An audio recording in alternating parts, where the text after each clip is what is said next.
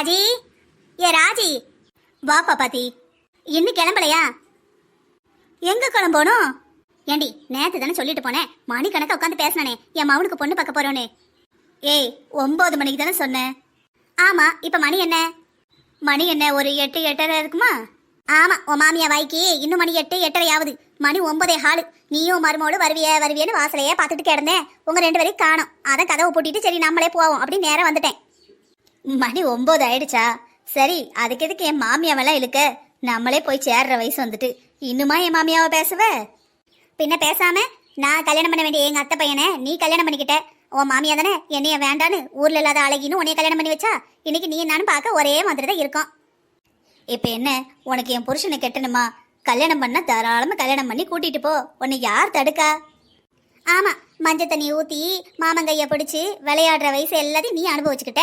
இப்ப நல்ல வயசாகி கிழவன் கட்டிலோட கிடக்கான். இப்ப கொண்டு போய் அவனை பாடு பருவம் மருந்து நல்லது கெட்டது எல்லாம் நான் செய்யணும். பயங்கரமான ஆளுதான். இருந்தாலும் உன் மாமியா நீ அப்பாவின்னு உன்னைய பிடிச்சி கட்டி வச்சா பாரு. நல்லா ஏமாத்திட்டடி உன் மாமியாவ. ஏ பின்ன என்ன, யார பார்த்தாலும் மாப்பிள்ளை கொடுக்கல மாப்பிள்ளை கொடுக்கல மாப்பிள்ளை கொடுக்கல. இது நீ மட்டும் சொல்லல பாப்பாத்தி, நிறைய பேரு. நானும் பார்த்துட்டேன். என் புருஷனுக்கு சொந்த அத்தை இருக்காவல்ல, வீட்டுக்கு போனா அவ அத்தைக்காரி என்கிட்ட பேசியே மாட்டா. உனக்கு ஒன்று தெரியுமா? அவங்க அத்தை மவனுக்கு கல்யாணம் வச்சாவல்ல, அவ பேரம்பேத்திலாம் வந்துட்டு பார்த்துக்கோ. 3ஆவது பிள்ளையோ 4ஆவது பிள்ளை தான் நினைக்கேன். அந்த கல்யாணத்துக்கு போயிருக்கேன். எல்லாரையும் அவரு வாங்க வாங்கன்னு கேட்டாரு. யாரு? இவ அத்தை மவளோட புருஷன். என்னைய வான்னு கேட்கல, மனுஷன் அவமானப்படுத்துதுனாமா. முன்னாடி போற பொம்பளையால கேட்டான், பின்னாடி வர பொம்பளையால கேட்டான். என்னைய மட்டும் தயவான்னு கேட்கல. நானும் போயிட்டு வந்துட்டு என் புருஷன்ட்ட வந்துட்டு, என்னங்க உங்க அத்தை புருஷன் என்னைய வாங்கன்னு கேட்கல, எல்லாரையும் கேட்டாவே அப்படின்னு சொல்றேன். அதுக்கு அவர் சொல்றாரு, எங்க அத்தை வந்து எப்படி இருந்தா தெரியுமா, எவ்வளவு மரியாதையா இருந்தா தெரியுமா, அவ மனசு மாறி நம்மளை கல்யாணத்துக்கு கூப்பிட்டதே பெரிய விஷயம்னு சொல்றாரு. இந்த கூத்தை எங்க தள்ள? என்ன சொல்ற ஆனந்தம்? நான் சும்மா ஒரு கேலிக்கு கிண்டலுக்கு நம்ம அத்தை மவனாச்சே கெட்டலையேன்னு பேசுதேன். வயசுல பேசவா செஞ்சேன்? இதெல்லாம் நம்ம ஊர்ல பேசிக்கிட்டாரு தானே. நீ எதுவும் தப்பா நினைச்சுக்கிடாத. எனக்கு உன் புருஷன் மேலாம் ஆசை கிடையாது. நல்ல வேலை அவர் கெட்டலையே நான் சந்தோஷப்பட்டுக்கிட்டு கிடக்கேன். இதுல உங்ககிட்ட சண்டைக்கு வர வரணுமாக்கும். அவரை கட்டி நீ சீரழிஞ்சதெல்லாம் நான் பாத்துக்கிட்டு தானே இருந்தேன். மனுஷன் நீ ஒண்ணுக்கு பெறுவியே. நீ சொல்ற அளவுக்குலாம் என் புருஷன் கெட்டவர் கிடையாது, கொஞ்சம் கோவக்காரரு, அவ்வளவுதான். நீ இதுக்கே எப்படி சொல்றிய? என் புருஷனோட அத்தைக்காரி நான் பிள்ளை பெற்று கிடந்தேன், எங்க வீட்டுக்கு வந்திருந்தா. சரி, எங்க அத்தை வந்திருக்காவே, ஏதாவது பண்ணு அப்படின்னு சொன்னாவே. அத்தைனா என் புருஷனுக்கு மாமன் பொண்டாட்டி. சரி வந்திருக்காளே அப்படின்னு சொல்லிட்டு ஏதாவது செய்யலாம் அப்படின்னு பார்த்தேன். வீட்டில் இருந்ததை வச்சு செய்வோம் அப்படின்னு. அப்போ எங்கள் அம்மா எங்கள் அப்பாவும் கூட இல்லை. அப்போ என்ன செய்யன்னு யோசிக்கும் போது சப்பாத்திக்கு மாவும் கொஞ்சம் கிழங்கும் தான் இருந்தது.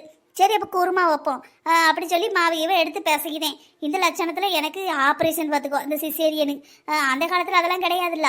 வயிறு அறுத்து புண்ணா போய் இப்போதான் முத நாள் தையல் போடுதாவே, 3ஆவது 4ஆவது அதெல்லாம் பிரிக்காண்டா தன்னால் உதிர்ந்துரும், ஏதோ அப்சர்வ் பண்ணிடும், உறிஞ்சிருங்காவே. அந்த காலத்தில் அப்படி கிடையாது. சிசேரியன் பண்ணால் ரொம்ப கஷ்டப்படணும், வலியெல்லாம் இருக்கும். சரி வீட்டுக்கு வந்திருக்காவளேன்னு சாப்பாடு பண்ணி போட்டேன். உடனே அவங்க மாமா முண்டாட்டி நான் பண்ண சப்பாத்தியை 10க்கு 15 தின்னுபிட்டு, இது அப்படி இருக்கு இப்படி இருக்கு, தயிர் இல்லையா, என் மவ அப்படி சமைப்பா இப்படி சமைப்பா அப்படின்னு சொல்லிட்டு என்கிட்டே சொல்லுதாவே. உன் புருஷன் வந்து என் மவளை கெட்டுனானா அப்படின்னு சொல்லி பேசுதாவே. எனக்கு எப்படி இருந்திருக்கும் சொல்லு? நீயாவது சரி என் ஃப்ரெண்டு சும்மா ஒரு கேளிக்கை கிண்டலுக்கு சொல்லுதே. அவங்க அப்படி கிடையாது. வர்ற நேரம் பார்க்கற நேரம்லாம் சொல்லுவாங்க. சரி அத்தை விடு மாமா விடு, நான் அதோட முடிஞ்சுதா? எப்பா எப்பா அவங்க அண்ணன் பொண்டாட்டி மாறு. மூத்தவா அவ வழியில பொண்ணு பார்த்திருந்தா, இளையவா அவ வழியில பொண்ணு பார்த்திருந்தா, 3ஆவது என்னை கெட்டவே கூடாதுன்னுச்சு. எப்பா எல்லாரையும் தாண்டி என்ன கல்யாணம் பண்ணி அவளை வேற என்னை எதிரியா பார்த்து எப்பா எரிச்சல் தாங்க முடியல. சரி சரி, அதான் நீயும் சொக்கரி மாதிரி சரியா பேச மாட்டீங்களோ? ஆமா பாப்பாத்தி, எனக்கும் கல்யாணம் நடந்த புதுசுல வயசு இல்ல. அவைய ஒன்று பேசும்போது நம்ம எது கேட்டுக்கிட்டு போனோம், எதுக்கு நம்மளையே பேசுதாவ, எதுக்கு நம்மளையே எதிரி பிடிக்காவ அப்படின்னு தோணுச்சு. நம்ம பொறுத்து போகணும்னு எனக்கு தோணலை. ஒரு வயசு வந்ததுக்கப்புறம் சரி அவங்க நம்மளோட பெரியவங்க தானே, நம்ம அமைதியாக இருந்திருக்கலாமோ அப்படின்னு தோணுச்சு. ஆனால் பாரு, நான் குடும்பம் வேணும் அப்படின்னு கொஞ்சம் இறங்கி போனோம்னா அவ என் புருஷன்ட்ட அங்கே எங்கன்னு இழுத்து விடுற வேலை நிறைய பார்த்தாளுங்க. அப்போ அவைய உறவு முக்கியமாக, நம்ம குடும்ப நிம்மதி முக்கியமானு பார்த்தேன். அப்புறம் நம்ம புருஷன் மண்டாட்டி பிள்ளைகளுன்னு நம்ம இருக்க இருக்கிறது நல்லது. இவைய உறவுக்காக அவையில உள்ள விட்டுக்கிட்டு அவைய பண்ற குளறுபடியிலையும் அந்த சகுனி ஆட்டத்திலையும் நாரத சண்டையிலையும் நம்ம குடும்பம் நேரவா? என் புருஷன் இருக்காரு பாரு, நல்லா ஒரு மாதிரி நடிப்பாரு. அவங்க ஆத்தா வீட்டுக்கு போயிட்டு வந்தா அவ ஆத்தா சொல்றது அவ அக்காக்காரி மூத்தவா இருக்கா, விளங்காதவா. அவ சொல்றது இதைத்தான் கேட்பாரு. கையும் காலையும் அந்த பூமியிலே ஊன மாட்டாரு. எங்கேயும் போகாம இடி மனசு தங்கமா இருப்பாரு. அதான் என்னன்னு வச்சுக்கிட்டேன். என்ன சொல்லுது ஆனந்தம்? உன் மைனிய மூத்தவா ரொம்ப நல்லவா மாதிரில பேசுதா? யாரே அவளை நல்லவா? அவளை தம்பி பொண்டாட்டி மாறும் தம்பிமார் கூட சண்டை போட்டுடணும். இவளை வழக்கு முடிக்க கூப்பிடணும். எப்போ பார்த்தாலும் எந்த தம்பி வீட்டில் சண்டை நடக்கும், எந்த தம்பி பொண்டாட்டியை கழுத்தை பிடிச்சி தூக்குவான், அங்கே போய் நம்ம நாட்டாம செய்யலாம், நம்மளை தாங்குவாவேன்னு அலைவா. நம்ம வீட்டு வேலையை பார்ப்போம், அவிய வீட்டு வேலையை பார்ப்பான்னு நினைக்க மாட்டா. மூத்த தம்பி பொண்டாட்டி வந்தா இளைய தம்பி பொண்டாட்டியை பற்றி பேசுவா. இளைய தம்பி பொண்டாட்டி வீட்டுக்கு போனால் மூத்த தம்பி பொண்டாட்டியை பற்றி பேசுவா. அவளுக்கு வேலையை இழுத்து விடுற வேலை தான். ஊரில் வந்துட்டு நல்லவ மாதிரி நடிச்சுக்கிட்டு போயிடுவா. எல்லா வீட்டையும் பார்த்துருக்கேன். உன் மைனியை இழுத்து போட்டு வேலையை பாப்பா, அந்த சேலை இழுத்து சொருவிக்கிடுவா, பந்தி பருமாற என்ன, ஆட்களை வாங்க போங்கன்னு கேட்கறது என்ன, எத்தே வாங்க சித்தப்பா வாங்கன்னு பேசுறது என்ன, நல்லவா நினைச்சுப்பட்டேன். யாரு அவளை நல்லவா? பக்கா கிரிமினல். எல்லா கேடித்தனத்தையும் பண்ணுவா. நல்லவ மாதிரி நல்லா நடிச்சுங்கிடுவா. தான் வீட்டு வளமை ஒன்று வெளியே வராது. நம்ம வீட்டு வளமைய ஊரெல்லாம் கொட்டு தட்டிடுவா. என் மாமியா கூட என் மைனியாவுக்கு அப்படி பயப்படுவா. என் மாமியா குடுமி என் மைனியா கையில தான். கடைசி வரைக்கும் அப்படிதான். நல்லா என் மாமியாவை சுருட்டி தானும் தின்னு பிள்ளையிலேயே வளர்த்து சம்பாத்தியம் பண்ணிட்டா.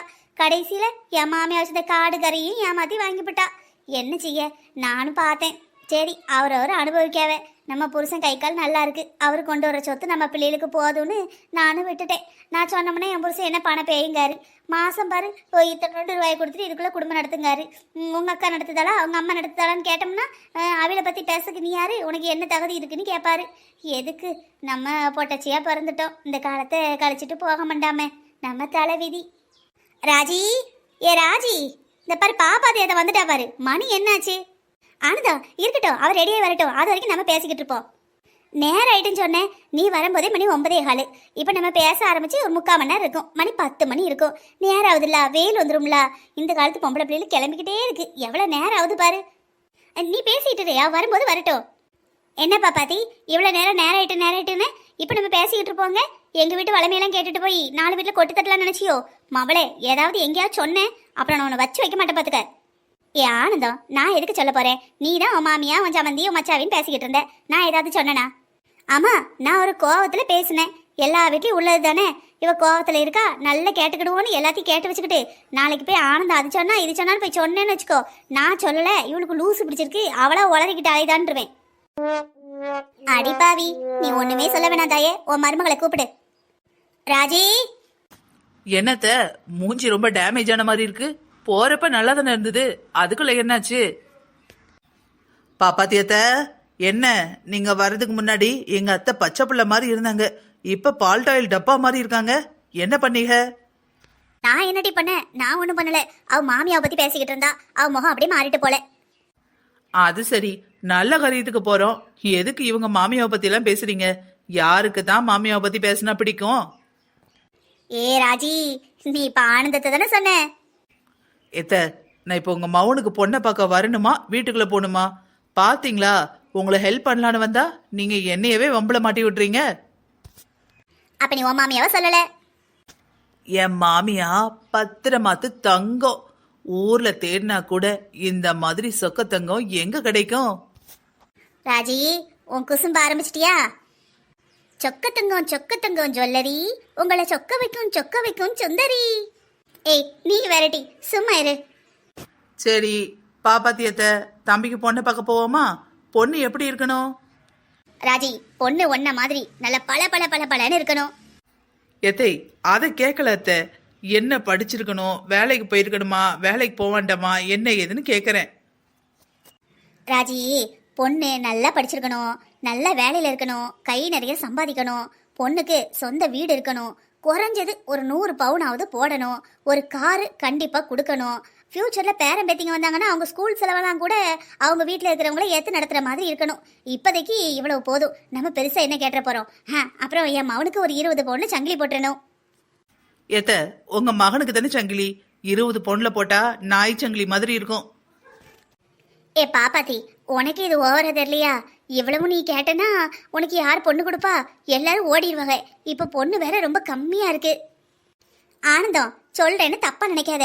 உன் மருமகளை உன் மகனுக்கு பிடிச்சிருந்தது, கம்மியா பவுன் போட்டாலும் பரவாயில்லன்னு கொண்டு வந்து கெட்டி வச்சுட்ட. சும்மா சொல்லக்கூடாது. உன் மருமகளும் நல்லா இருக்கா. இப்ப போனா கூட நயன்தாரா, மீனா கூட தோத்துருவாங்க. பல பல பல பலன்னு ஹீரோயின் மாதிரி இருக்கா. உன் பையனுக்கும் உன் மருமகளுக்கும் ஜோடி பொருத்தம் நல்லா இருக்கு. இப்ப கை நிறைய சம்பாதிக்கா. அதனால நீ கெட்டி வச்சுட்ட. வர்றவ படிச்சேன்பா, நான் வேலைக்கு போறேன்பா. உண்மையா பொய்யா நம்மளுக்கு எப்படி தெரியும்? ஃபியூச்சர்ல இப்ப பாத்தியா, எங்க வீட்டு பக்கத்து வீட்டுல எல்கேஜி அட்மிஷன் போட போனாங்க, புருஷனும் பொண்டாட்டியும். சரி போயிட்டு என்னடி அட்மிஷன் போட்டிலானே? இல்ல ஆச்சு 2 நாள் கழிச்சு தான் போகணும்னு அவ 2 நாள் கழிச்சு போயிட்டு வந்தாவ. எங்க போயிட்டு வரியா? ஸ்கூலுக்கு போயிட்டு வரலாங்க?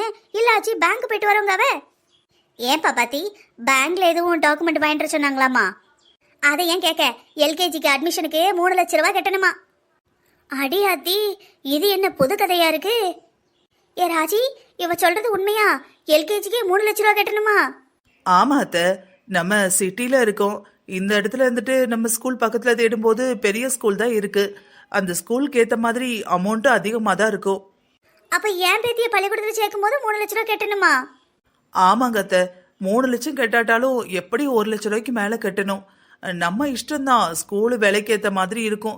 நம்ம துணி கடையில போய் துணி எடுக்கும் என்ன, 1000 ரூபாய்க்கும் ட்ரெஸ் இருக்கும், 5000 ரூபாய்க்கும் ட்ரெஸ் இருக்கும், 10,000 ரூபாய்க்கு மேலேயும் ட்ரெஸ் இருக்கும், 10 லட்சத்துக்கும் ட்ரெஸ் இருக்கும். அந்த மாதிரி படிப்போம் அப்படிதான், விலைக்கு ஏத்த மாதிரி இருக்கும். அப்படி என்ன செய்வாங்க? பிள்ளைங்க தானே படிக்க போகுது. டீச்சரா படிச்சு எக்ஸாம் எழுத போறாங்க, இவ்வளவு ரூபா வாங்குறாங்க. என்ன பண்றது அத்தை? பள்ளிக்கூடமா இருந்த வரைக்கும் யாருக்கும் எந்த பிரச்சனையும் இல்லை. எப்ப வியாபாரமா மாறுச்சோ அப்ப எல்லாமே நாசமா போச்சு. அதனாலதான் தமிழ்நாட்டு கவர்மெண்ட் எல்லா மக்களுக்கும் எல்லாம் கிடைக்கணும்னு இப்ப நிறைய ஸ்கூல்ல இங்கிலீஷ் மீடியம் ஆரம்பிச்சுட்டாங்க. கஷ்டப்பட்ட வீட்டு பிள்ளைங்க கஷ்டப்படக்கூடாது, ஃபியூச்சர்ல அவங்களும் நல்ல திறமையா வரணும், அவங்க திறமைய வளர்த்துக்கணும்னு தான் என்னென்னவோ திட்டத்தை கொண்டு வராங்க. நம்ம ஆளுங்க தான் கவர்மெண்ட் ஸ்கூல்ல சேர்த்தா ஏதோ மரியாதை குறைன்னு நினைக்கிறாங்க. அது சரி, அதான் நீயும் என் மவனும் முடிவு பண்ணி இப்ப வேலைக்கு போறியா? ஆமா அத்தை, இது நல்லா உழைக்கிற வயசு. இப்ப உட்கார்ந்து சாப்பிட்டுட்டு வயசான காலத்துல ஐயையோ பணம் பத்தலையேன்னு எங்க போய் கேக்குறது சொல்லுங்க? எங்களுக்காவது நீங்க வீட்டோட இருக்கீங்க, உங்க பேத்திய பாத்துக்கிறீங்க. நிறைய பேருக்கு இந்த குடுப்பனையே இருக்காது, தனி கொடுத்தனும் போயிடுறாங்க. பிள்ளைய யாரு பாப்பான்னு வீட்டோட இருக்க வேண்டியிருக்கு. சரி அத்தை, உங்க லிஸ்ட்லாம் இவ்வளவுதானே? இதுக்கு மேல எதுவும் இல்லைல்ல? இப்போதைக்கு இவ்வளவுதான் ராஜி. சரி, அப்ப 3 பேர் கிளம்புவோமா? ஏத்த முன்னாடி நடங்க, நான் கதவை பூட்டிட்டு வரேன். சரிம்மா. கதை கேட்கிற அனைத்து உள்ளங்களுக்கும் ரொம்ப நன்றிங்க. இந்த கதை பிடிச்சிருந்ததுன்னா ஒரு லைக் கொடுங்க. கதை நல்லா இருக்கா நல்லா இல்லையான்னு கமெண்ட் பண்ணுங்க. நீங்க எந்த கமெண்ட் பண்ணாலும் சரி, நாங்க எல்லா கருத்துக்களையும் ஒரே மாதிரி மரியாதையோடு தான் பாக்குறோம். நீங்க நம்ம சேனலை சப்ஸ்கிரைப் பண்ணலனா சேனலை சப்ஸ்கிரைப் பண்ணுங்க.